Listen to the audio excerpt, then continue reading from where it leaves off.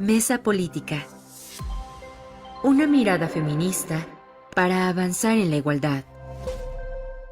Muy buenos días. Lunes 25 de agosto de 2025. Me da muchísimo gusto saludarles. Yo soy Lucía Lagunes Huerta y bueno, pues voy a estar acompañando en esta emisión. Recuerde que tenemos unos números telefónicos para que se pueda comunicar con nosotras en cabina: 55 35 08 47 61.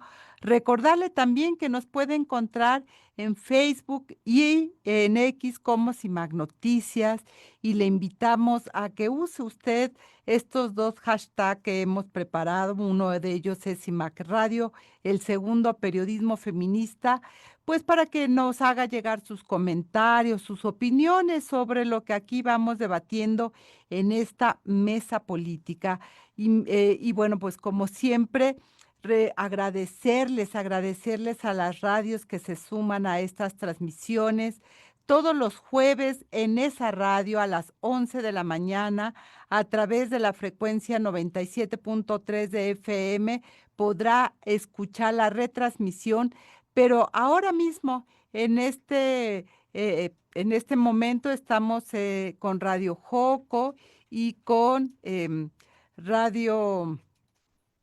Ah, se me olvidó, Monarca, perdón, Radio Monarca, en el 106.7 de FM, ubicado en el municipio de Contepec, en el estado de Michoacán, y Radio Joco, le decía, 106.9 de FM, ubicado en el municipio de Jocotitlán, allá en el estado de México. Saludo a ambas estaciones hermanas, y bueno, pues agradezco la presencia, como siempre, en esta mesa política de Angélica de la Peña. Bienvenida, Angélica, Marta Tagle e Imelda Marrufo.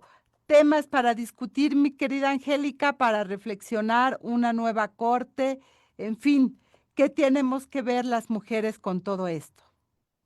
Bueno, las mujeres como parte de la sociedad somos un poquito más del 50% en este país, y todo lo que acontece pues nos impacta de manera tremenda. Además, si lo vemos desde una perspectiva que tiene que ver con los derechos de las mujeres, esta gran exclusión ancestral que hemos sufrido desde siempre, pues la justicia en este caso pues se ve como la última parte a la que tú puedes invocar para resolver algún problema que te impacte en tu vida a partir de violaciones a los derechos, pero particularmente estos derechos que están escritos en las leyes. De manera que la justicia que está conformada en esta gran institucionalidad que es el Poder Judicial, que en México está en dos ámbitos de poder: el Poder Judicial de la Federación y los poderes en las 32 entidades federativas, como un gran ente en el marco de la Constitución de la República, pues es uno de los tres que constituyen la legalidad de nuestro país. Es el Estado de Derecho articulado desde la Constitución, que mandata debe haber un equilibrio entre estos tres poderes: el Ejecutivo, que encarnan la Presidenta de la República y las 32 gubernaturas, y por supuesto también los municipios, es la parte de la gobernanza, la parte administrativa; el Poder Legislativo, que se dedica a revisar las leyes, las normas legales, las reformas, es decir, actualizar siempre el Estado de Derecho para que pueda ser un marco en donde la gente, las personas, puedan invocar cuando se está frente a una violación a sus derechos. Y por supuesto el otro es el Poder Judicial, que hasta ahora el Poder Judicial había quedado fuera del contexto de la política de elecciones. No es que el Poder Judicial fuese perfecto, había estado en los últimos, sobre todo a finales del sexenio pasado, yo creo que a partir de lo que se definió como la novena época y luego la 10ª época, que es esta que está terminando, bueno, pues se ha intentado avanzar para perfeccionar la forma como se elige a ministros, ministras que integran la Suprema Corte de Justicia de la Nación, vaya, las magistraturas, tanto en el ámbito federal como en los estados, los jueces, juezas, es decir, no puedo evitar hacer un esbozo muy rápido de este equilibrio establecido en la Constitución entre estos tres poderes, de manera que no puede haber en uno solo un predominio como por desgracia hoy ya lo estamos viendo. ¿Hemos perdido el Poder Judicial desde mi punto de vista para sintetizar? Sí, porque se ha politizado. No es que antes, insisto, no hubiese un debate entre las fuerzas políticas sobre quiénes debían integrar la terna para elegir a ministras, ministros, quiénes tienen que integrar estos cuerpos de elección de las magistraturas, etcétera, etcétera, pero finalmente juezas y jueces pues tenían una forma de examen para llegar a este tipo de encargos, y la carrera judicial les llevó todas las historias, te hablan de 10, 20, 30 años de experiencia o más para poder llegar a un juzgado, para poder llegar a una magistratura, de manera que hoy con este cambio impuesto por Morena desde que llega López Obrador a partir de yo lo identifico no solamente yo como una venganza, a partir de que la Corte pues dirime que haya cumplimientos de la Constitución, porque esa es una de sus facultades, o era una de sus facultades. Es decir, la Corte Constitucional pues es quien se encargaba de revisar que no hubiera ninguna situación desde el gobierno o desde incluso el propio Poder Legislativo que contraviniera la Constitución. Era el ente encargado de vigilar que la Constitución en su letra se respetara. Hoy eso ya no existe. La Corte Constitucional ya desapareció por una molestia clarísima que se identifican varias cuestiones, pero yo creo que la más importante con la que empieza es cuando esta Suprema Corte de Justicia de la Nación le dijo a López Obrador que su reforma para integrar las corporaciones policíacas bajo el dominio de las Fuerzas Armadas, es decir, la militarización de la seguridad pública, estaba contraviniendo, violentando la Constitución, y le corrige la plana. Le corrige la plana a un hombre que dice, a ver, a mí nadie me va a decir lo que yo tengo que hacer. Pues es una de las características de estos líderes carismáticos autoritarios como López Obrador, donde solamente sus chicharrones truenan. De manera que dijo, ok, voy a quitar a esta corte, pues son unos corruptos, etcétera, etcétera. Y entonces entramos a un proceso en donde hay un debate finalmente con esta presidenta y con la cooptación de legisladoras y legisladores. Se tienen los 2/3 y cumple la amenaza de López. Desaparecen esta Suprema Corte de Justicia de la Nación a partir de reformas que se están experimentando a partir de que sí, por números, etcétera, etcétera, no quiero hacer esta historia, pero recurren a una forma de incidencia del voto que es a partir de lo que se llama vulgarmente un acordeón. Es decir, los números cada número con el nombre para incidir en cómo tenían que votar. Y todos los estudios de análisis de estos acordeones demuestran que tuvieron efectivamente resultado tal cual. La orientación en el acordeón para que determinadas personas llegasen a estos encargos son los mismos del resultado de la votación. Una votación muy escueta, por cierto, menos del 12%, pero con eso se logra por parte del López Obradorismo pues quitar al Poder Judicial y tenerlo bajo su dominio. Hoy hay varios estudios que demuestran que hubo una votación en donde se incidió, se decidió quiénes tenían que llegar y son los que llegaron, ¿sí?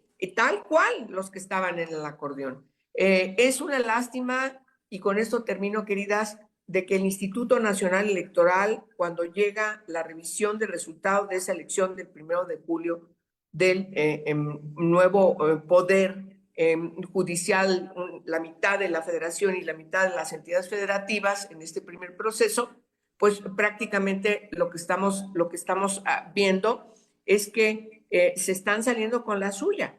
la conformación de esta corte pues va a estar totalmente sumisa al gobierno, ha perdido su independencia y estamos ante una situación muy complicada porque quien tendría que haber revisado que se respetara el voto libre, secreto, pues no lo está haciendo. El INE dijo yo no, va al Tribunal Electoral del Poder Judicial de la Federación y acabamos de ver apenas hace 2, 3 días cómo el Pleno de la Sala Superior del Tribunal Electoral dijo, a ver, no hay ninguna prueba de que haya habido una promoción de estos nombres que finalmente quedaron.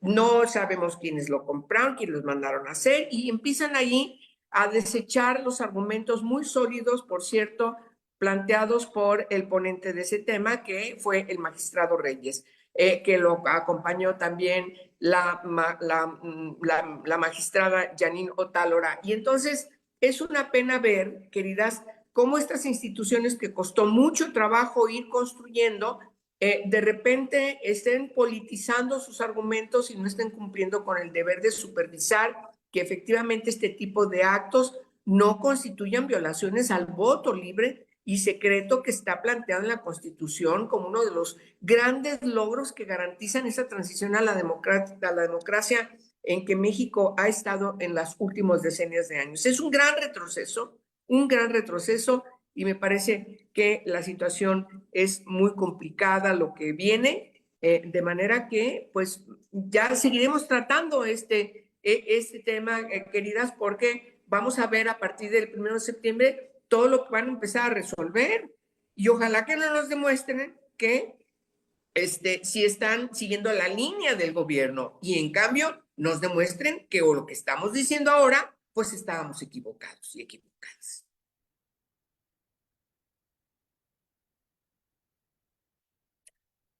¿Escuchan? Ya te Ya. escuchamos. Un gran tema, te decía Marta, una primera reflexión para irnos al corte y regresamos contigo, Marta. Sí, yo creo que es muy importante. Muy buenos días, compañeras de la mesa. Pues decir, al final de cuentas ya pasó la elección, ¿no? Ya tenemos la corte que tomará posesión a partir del 1 de septiembre.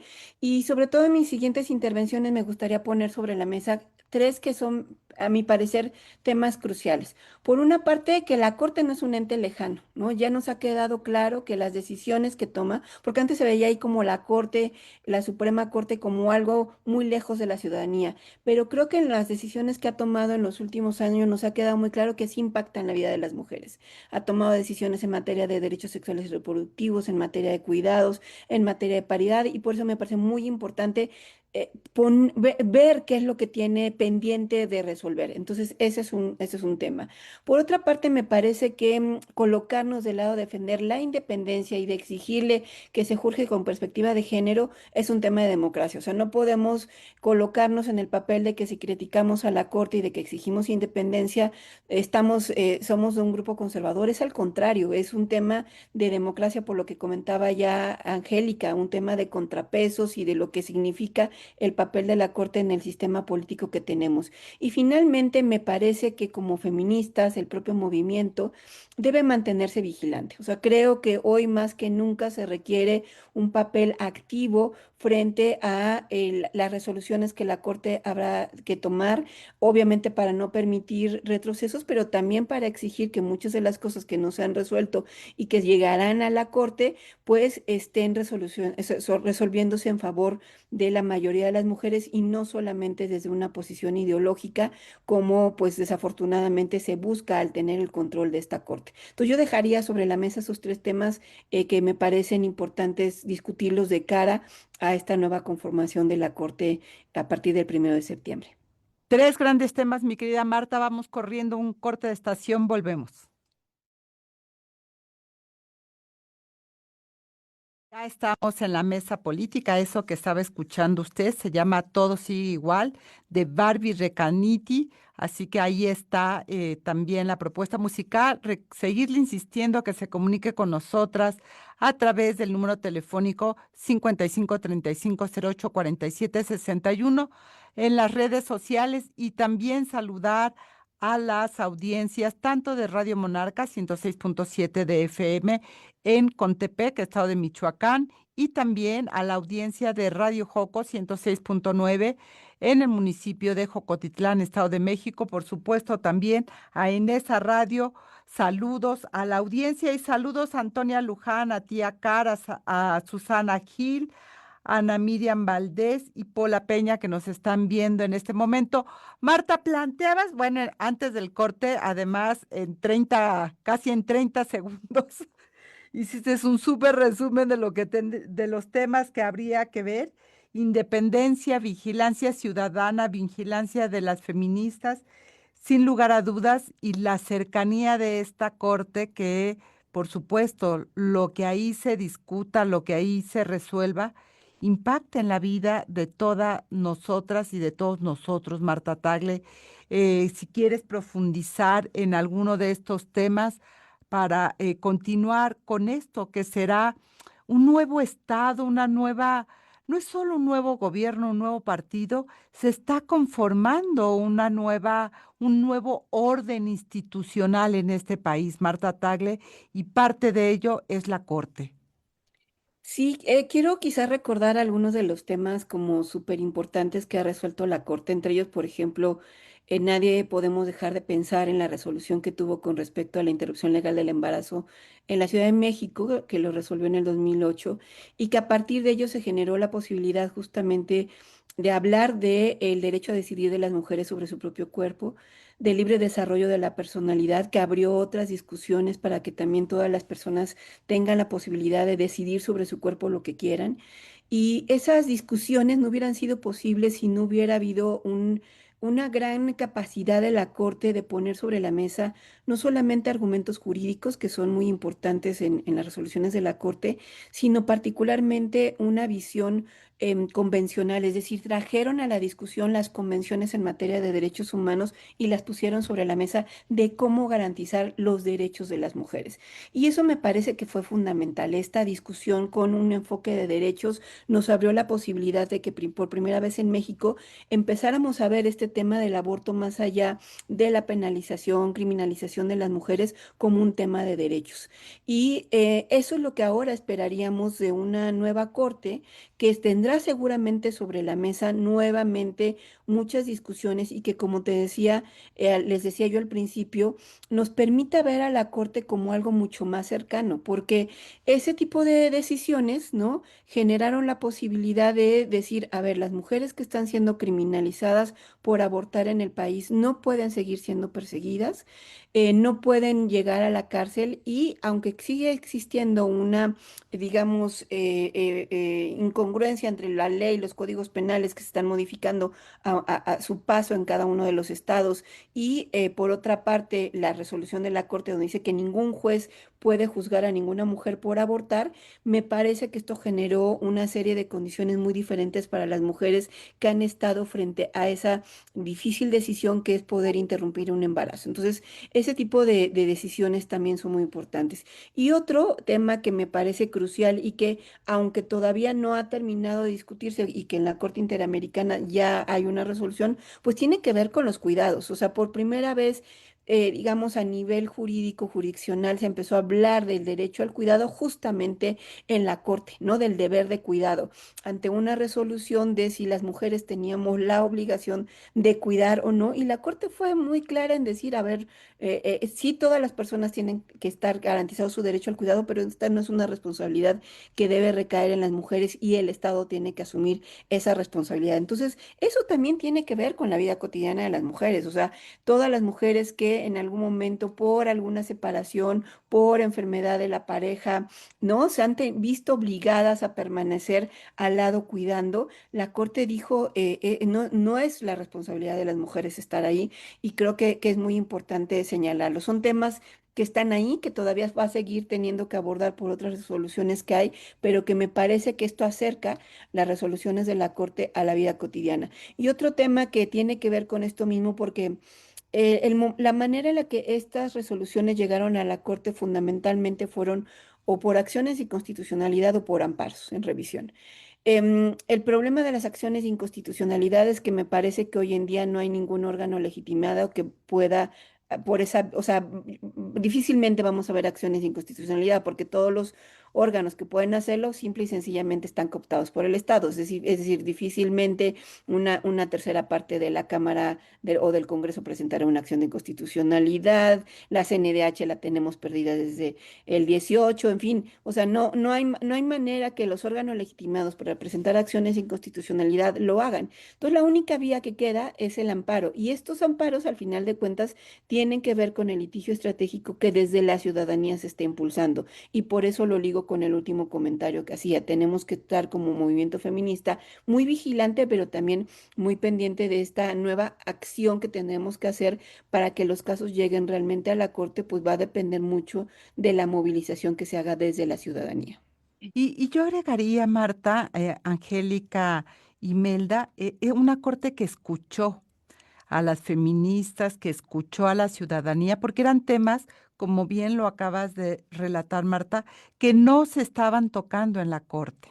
Y que no podemos olvidar precisamente la sentencia de Mariana Lima, que lo que construye precisamente en materia de feminicidio es la obligatoriedad de las autoridades a investigar todo delito violento contra toda muerte violenta contra las mujeres como un posible feminicidio. Y eso me parece, bueno, aquí por suerte tenemos a Imelda Marrufo, que es pues eso, experta en el tema, y eso me parece permitió también ir colocando desde otro lado pues lo que es la justicia para las mujeres en este contexto siempre tan doloroso que tiene que ver con la violencia feminicida, Imelda. Sí, pues buenos días a las tres y a todo el equipo de CIMAC y por supuesto las audiencias.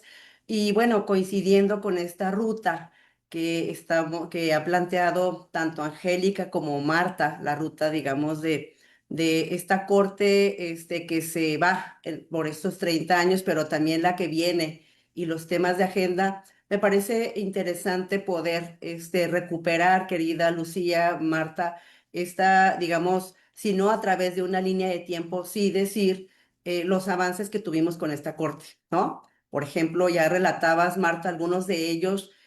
Yo diría, algo fundamental es cómo se fue acogiendo efectivamente la política, digamos, desde la corte, que tiene que ver con una serie de discusiones importantes en materia de la reforma constitucional de 2011, ¿no? Que fue la reforma en relación con los derechos humanos y efectivamente cómo dejaba de ser una discusión este tema si los tratados internacionales eran menos o más importantes que la Constitución. Y desde ahí creo que uno de los pilares importantes que se tuvieron fue aquel protocolo del 2014 de juzgar desde una perspectiva de género, que después ya dejaría de ser, digamos, un protocolo, si se aplicaba o no, sino formó parte de una jurisprudencia, la jurisprudencia 22-2016, ustedes recordarán, y desde ahí, Lucía querida, fue muy importante para otros procesos en la Corte. Entonces yo quisiera como ir en esa línea,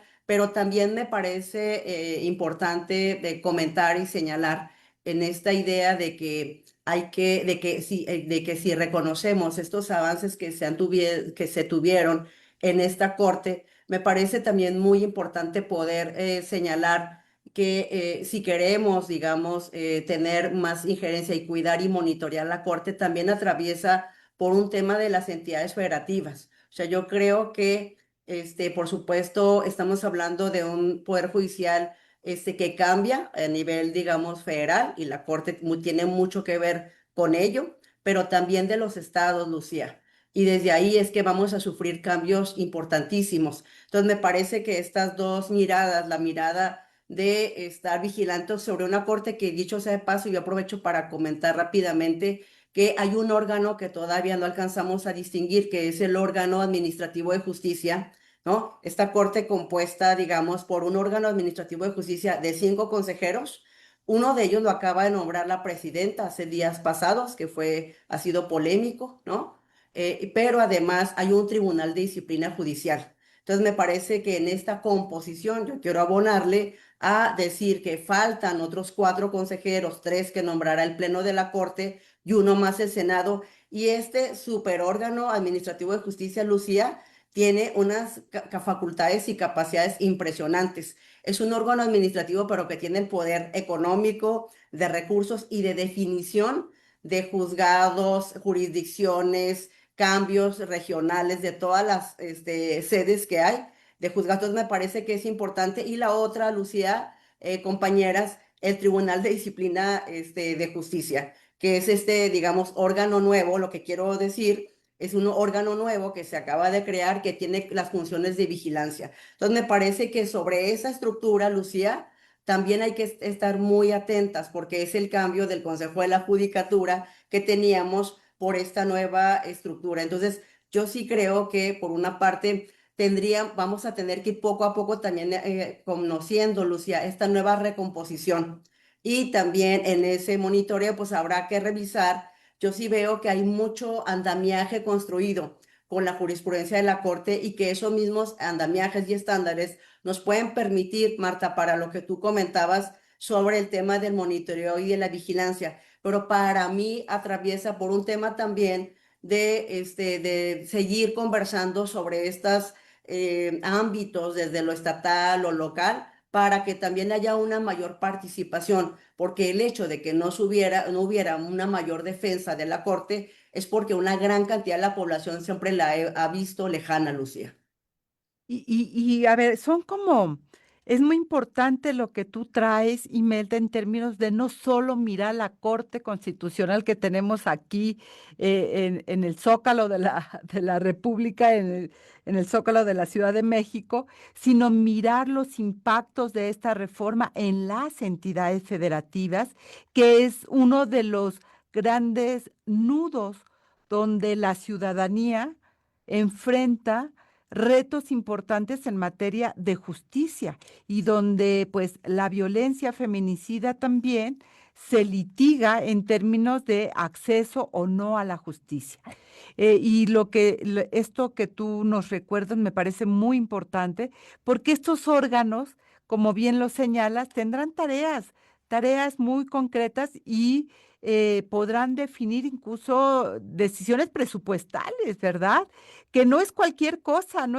Ya hemos hablado acá en diferentes momentos lo que implica el poder del dinero en términos de cuánto te doy, te premio, te castigo, porque mucho también ha sido una práctica, pero todo eso está para analizarse, y lo vamos a seguir haciendo aquí en la mesa política. No se vaya, vamos a un corte de estación, volvemos. De nuestros números telefónicos 5535-08-4761. También estamos en redes sociales, nos puede encontrar como CIMAC Noticias. Angélica de la Peña, temas nodales para la democracia y el bienestar de la población y de las mujeres. ¿Hacia dónde nos hacemos en materia de derechos humanos, verdad? Bueno, ahorita Imelda mencionaba muy importante, que es la característica, por cierto, de la 10ª época, el impacto que tuvo la reforma de 2011, particularmente desde que comienza la reforma con el artículo 1 constitucional, cómo hay ciertamente una interpretación distinta que tiene la Corte a partir de esta importante reforma. Es decir, los derechos humanos inscritos en la Constitución no entran en contradicción con los derechos establecidos en los tratados internacionales aprobados por México. Había un debate entonces respecto de que la propia reforma debería haber configurado los tratados internacionales, como sí existen, por ejemplo, en Argentina, en donde los tratados internacionales están por arriba de la Constitución, tiene una gran supremacía. Sin embargo, acá en México lo que se decide es no. Bueno, no queda resuelto totalmente por el Congreso permanente, sino que hay un debate obligado en la Suprema Corte, en el sentido de ubicar con toda precisión los tratados internacionales qué nivel tenían. Es decir, porque había una interpretación que decía que estaban al parejo y otra que estaban por arriba de la Constitución.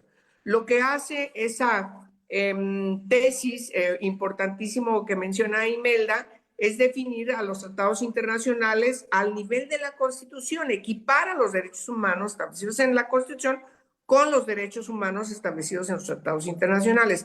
Hay una excepción en esa tesis, que son las sentencias de la Corte Interamericana de Derechos Humanos que están arriba de la Constitución. Salvo esa definición muy clara, todos los tratados internacionales tienen el mismo nivel, salvo que a la hora de que tú como Estado parte estés definiendo, poner algún artículo, algún precepto de ese tratado internacional en reserva.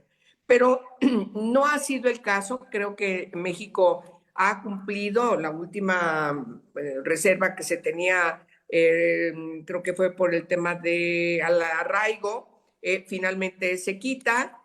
Pero hay un avance muy importante desde esta Corte que se va en la interpretación de todas sus decisiones desde este enfoque de los derechos humanos, con esta integralidad, también con el derecho internacional de los derechos humanos. Me parece que eso es, para mí, entre el balance, es una de las cuestiones más preocupantes que creo que se van a perder ahora, porque vamos a tener estos entes y particularmente la Corte, la Corte Suprema, pues va a estar ya politizada. De repente uno escucha de que no van a usar toga, de que si van a hacer ceremonias, de que si, cosas rarísimas que no sé hasta dónde son especulaciones y hasta dónde corresponde a esta nueva etapa en donde vamos a tener sorpresas quizás muy desagradables, sobre todo porque lo último que escuchábamos de esta Corte pues eran exposiciones magistrales.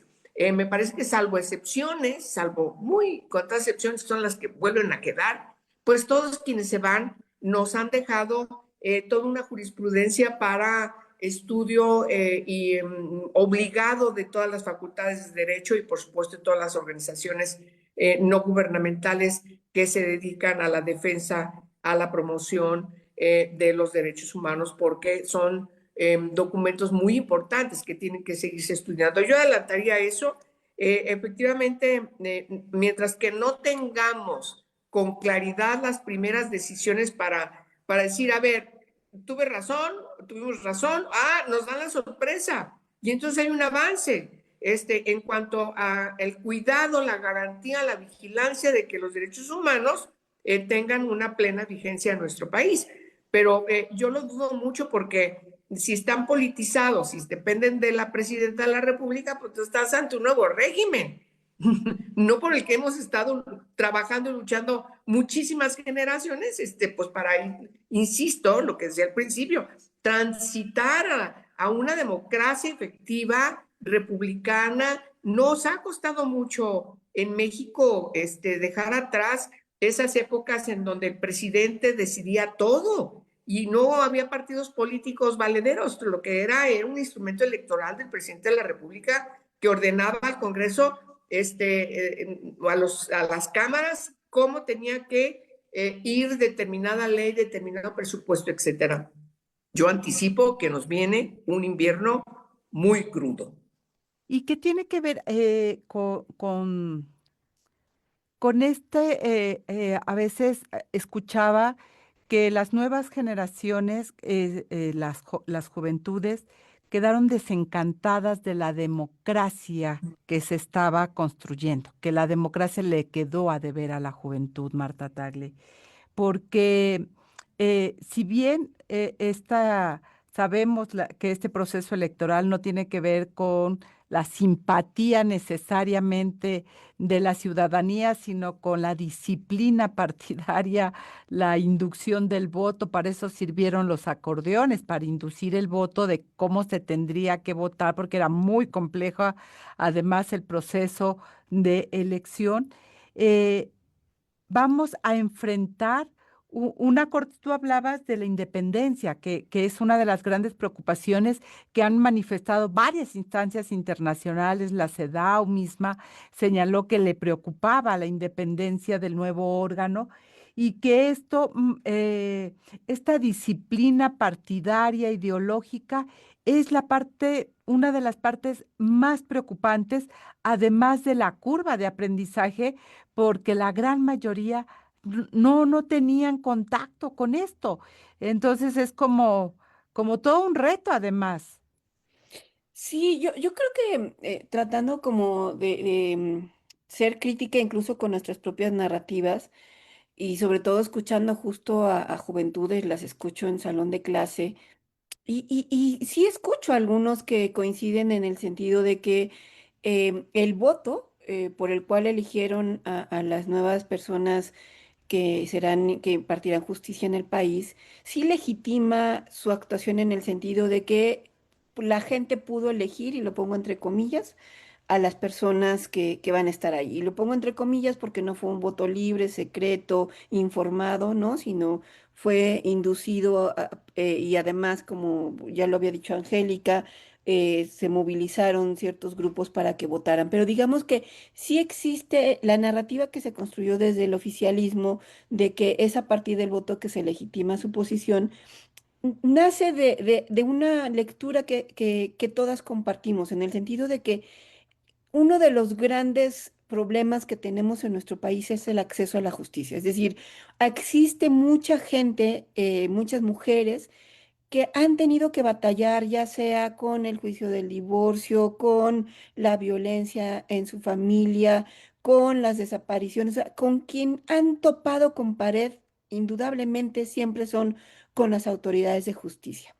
Y entonces, o sea, porque no encuentran justicia, porque es una impunidad tremenda, porque tienen que batallar entre uno y otro lado.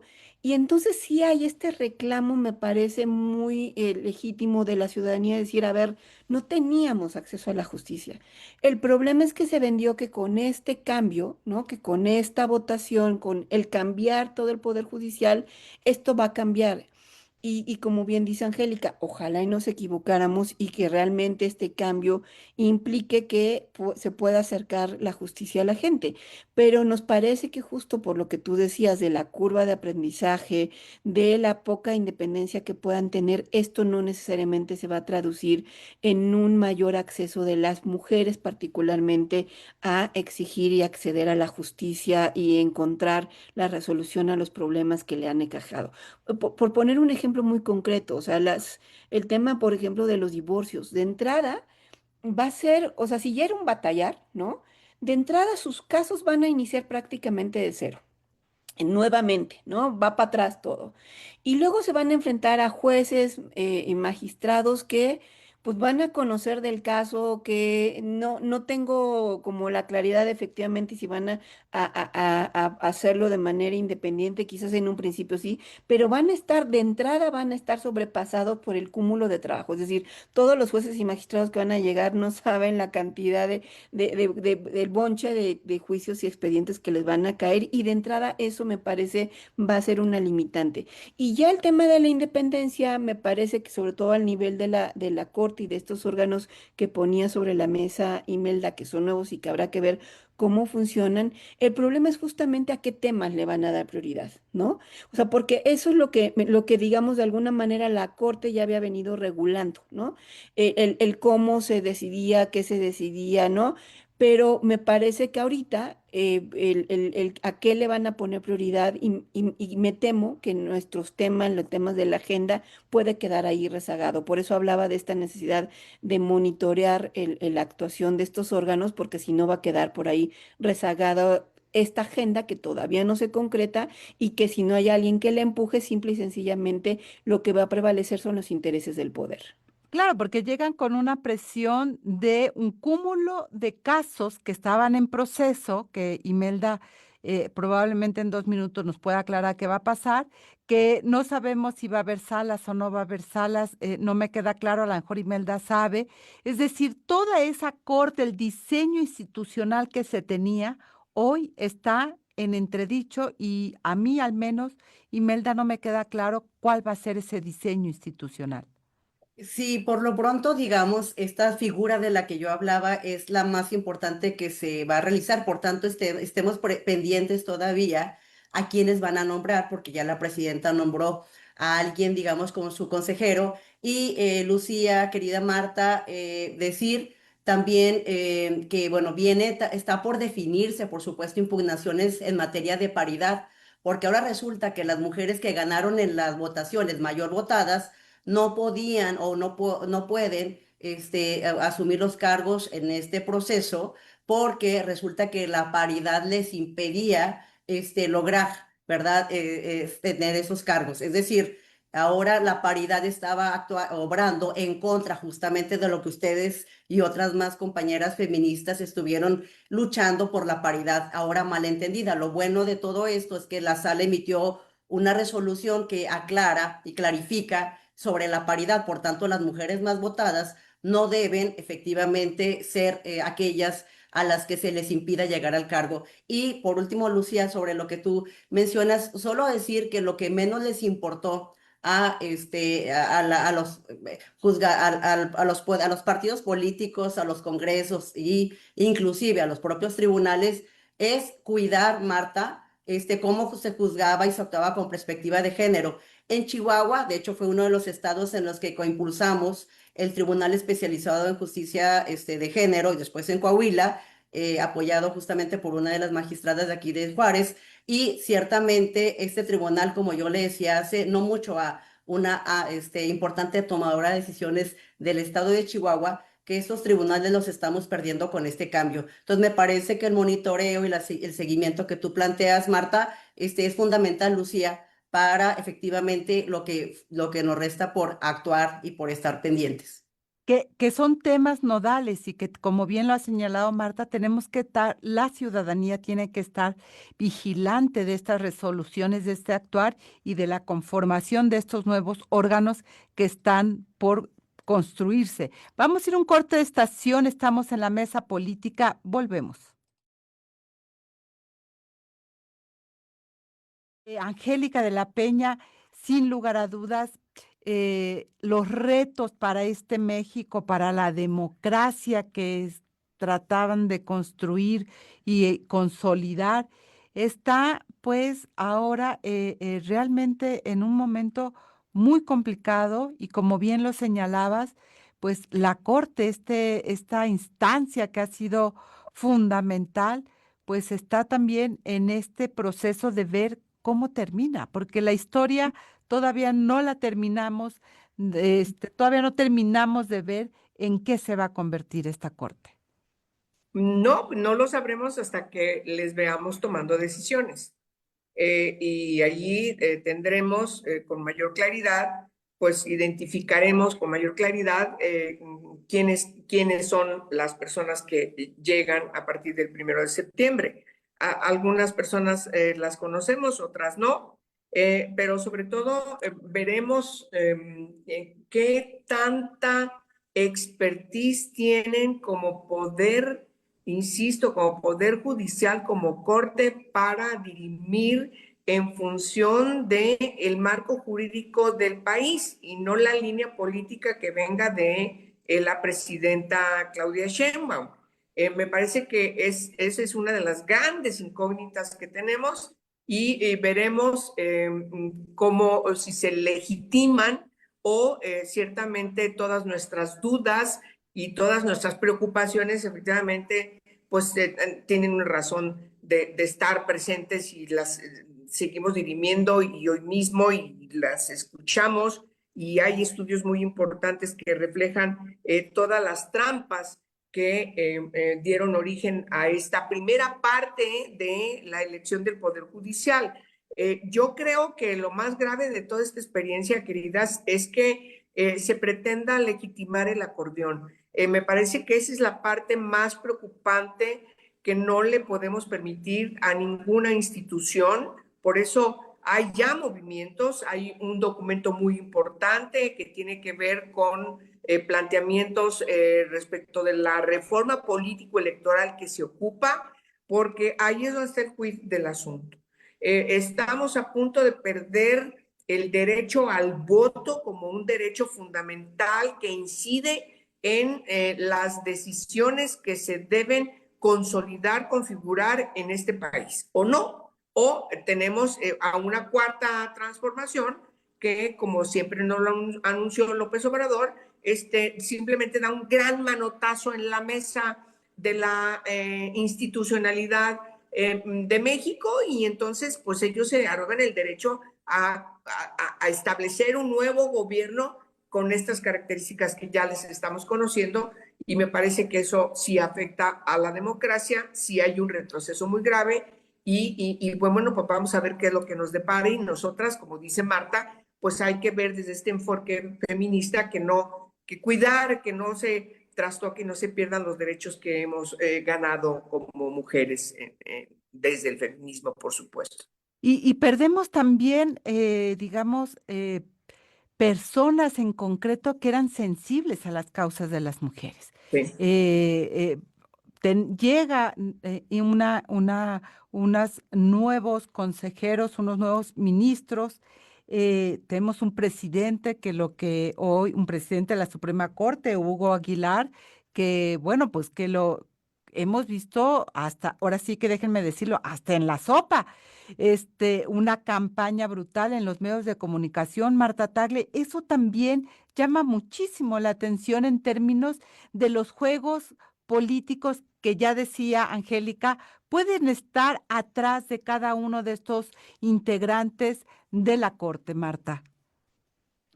Sí, no, sin duda la corte que tenemos es claramente política, ¿no? Algo que también, digamos, se había criticado, ese es el origen, ¿no? O sea, la crítica era que los gobiernos anteriores habían impuesto a figuras cercanas y desde ellos se buscaba controlar el poder judicial y déjenme decirles, porque además a mí se me tocó y Angélica no me dejará mentir, porque nos tocó esa etapa de estar en el Senado de la elección de la quien ahora era la ministra presidenta hasta el 1 de septiembre y también del ministro Lainez, pues de ser muy críticas con esa elección, porque entre otras cosas criticábamos que nos habían mandado ternas a modo, ¿no? En ese momento el presidente de la República, que era Peña Nieto, mandaba terna y el Senado decidía por mayoría calificada. Y fuimos muy críticas desde la oposición en señalar que eran ternas a modo.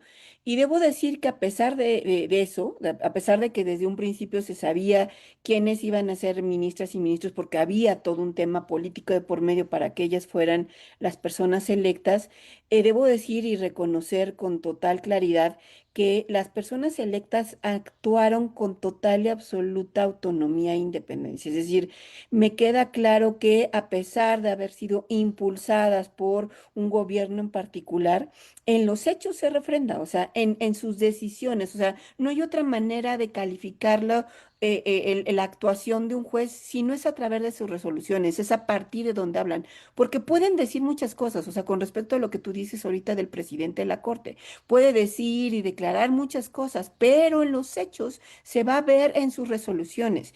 Y por eso lo pongo como ejemplo. En los hechos, los ministros y ministras que fueron electas en esa época demostraron que actuaban con independencia y con autonomía y apegados al derecho. O sea, yo doy prueba de eso porque me ha tocado verlo, pues.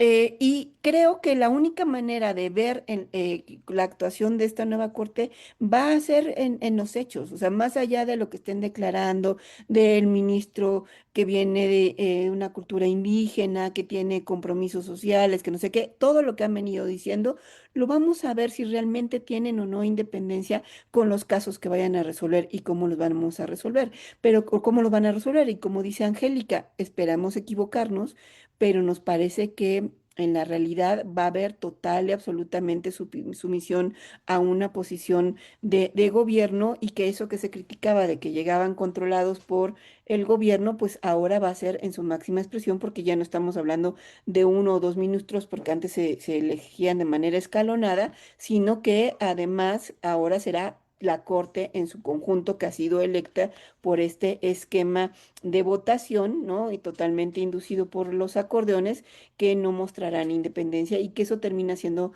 pues en perjuicio de la democracia. Absolutamente, y que además hoy está súper concentrado toda la narrativa, la presencia de la Corte en él, en el presidente. Desaparecieron las ministras, digo, pareciera ser que no existen, solo él es el que está dando la visión, y eso también Imelda, habla de una lógica que se está instaurando que me parece que debería de preocuparnos. Sí, Lucía, efectivamente, Marta, se dan esos casos, Angélica, de personas que actúan con independencia y justamente las sentencias y decisiones se darán cuenta y dan cuenta de ello. Lucía, se trata de una corte ahora de nuevas ministras, no de 11, nada más para recordarnos.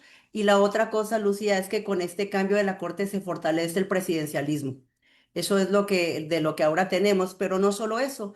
Pienso que la gran pérdida, compañeras, es la pérdida del servicio profesional de carrera, porque en lo sucesivo, cada vez que cambien, digamos, por 8 años, 7 años, dependiendo, digamos, del cargo que se ocupa en la corte y en los poderes estatales, Lucía, de los tribunales, siempre se estará pendiente de tener la venia de las gobernadoras, de verdaderos tomadores de decisión y de poder político, porque si no, quizá podrá haber sanciones y la sanción es que no podrás ser elegido, digamos, por voto popular. Entonces me parece que ahí es el gran tema. O sea, el gran tema es que aunque estos que llegan se preparen, porque hay muchas personas que no están preparadas y otros que sí, debo decirlo, lo cierto es que aunque sea en este proceso que eso se construya, Lucía, no necesariamente serán las personas que sigan, porque la elección popular, que es lo que se acaba de instaurar, será, digamos, la manera en la que se evalúe, ¿verdad? Cómo se defina una sentencia. Yo solo esperaría que en los casos concretos, Marta, de divorcios, temas penales de los agresores y demás, pues las juezas y los juzgadores no estén a favor de quienes detenten el poder económico, en este caso muchos agresores, sino efectivamente en favor de lo que ya la jurisprudencia ha señalado y del derecho de las mujeres a una vida libre de violencia. Creo que sobre esa base es donde nos tenemos que ir, porque de lo otro, compañeras, hay una nueva estructura política que se acaba de instaurar, que es esta. Y que plantea retos impresionantes, sin lugar a dudas, en términos, yo decía en los segmentos pasados, una escucha. Hemos tenido, bueno, tenemos este gobierno y el pasado de una imposibilidad de una decisión de no escuchar las diferentes voces, de no escuchar los cuestionamientos, y me preocupa que esa corte tenga esa misma línea de no escuchar por todo lo que ustedes han señalado, y eso es, creo que de las cosas más graves de lo que hemos perdido también en este proceso, porque no hay diálogo, Angélica. Y bueno, estamos a 3 de irnos. ¿Con qué cerraríamos? Cada una les pediría una frase para poder cerrar, Angélica de la Peña. Hay que seguir luchando. Nada es para siempre. Me parece que no hay que perder la confianza y aquí se decía la necesidad de educar bien a las nuevas generaciones. Yo creo que en esa parte es a la que hay que dedicarnos y felicito por su desempeño, Marta, ahora como maestra. Marta, querida.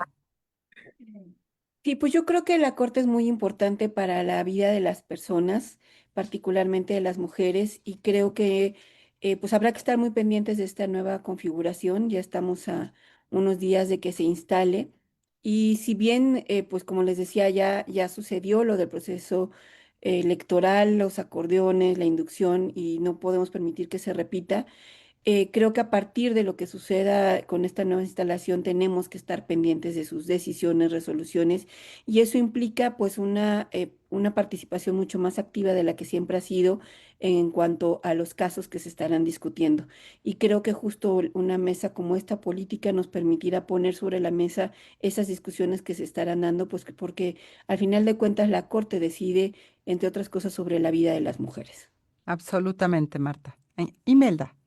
Lucía, pues hay una nueva reconfiguración de la Corte y de los poderes de los estados y tendríamos que pensar también en una reconfiguración de las estrategias para este seguimiento y para lo que se ha avanzado, Lucía, que es de mucho esfuerzo, pues evidentemente no se pierda por completo. Eso es con lo que yo diría, falta revisar a nivel local y estatal, de qué manera sería, digamos, la respuesta que desde las feministas habríamos de dar frente a esta nueva reconfiguración. Y bueno, agradecer también a quienes se han sumado a esta mesa política como audiencia. Y yo creo que tenemos que entrarle, compañeras, a esta reforma político-electoral que está. Hoy salió un comunicado muy importante. ¿Les parece que nuestra próxima mesa abordemos el tema de una vez? Aquí lo vamos anunciando. Y gracias, Angélica, gracias, Marta, gracias, Imelda, por estar esta mañana aquí con nosotros. Marisela Contreras, muchas gracias. Y Lupita Cabañas también desde Guerrero, muchísimas gracias por estar. A las audiencias de Enesa Radio, Radio Monarca y Radio Joco, muchísimas gracias por seguirnos cada lunes. Y bueno, pues ya llegamos al final, mis queridas. Agradecer como siempre a la producción que estuvo a cargo de Lucero Zamora, Saraí Nicanor y Abril Holguín en la asistencia de producción. Marlene Galván, quien realizó el guión y la selección musical. Yo soy Lucía Lagunes Huerta. Nos escuchamos el próximo lunes en La Mesa Política, una mirada feminista para avanzar en la igualdad. Tenga excelente semana. Hasta pronto. Mesa Política. Una mirada feminista para avanzar en la igualdad.